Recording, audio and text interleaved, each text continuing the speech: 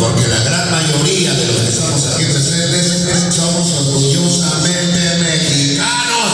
¡Sí, señor! Y como dicen por ahí, levanta la mano si eres mexicano, levanta la mano si eres mexicano, levanta la mano si eres mexicano. Y bueno, ya que estamos unidos, ustedes, nosotros y ustedes, qué bueno que la Virgencita nos dio la oportunidad de una vez más de estar reunidos. Vamos a bailar, pero recuerden una cosa, de las mujeres que están presentes el día de hoy, están aquí para que las saquen a bailar, ¿ok?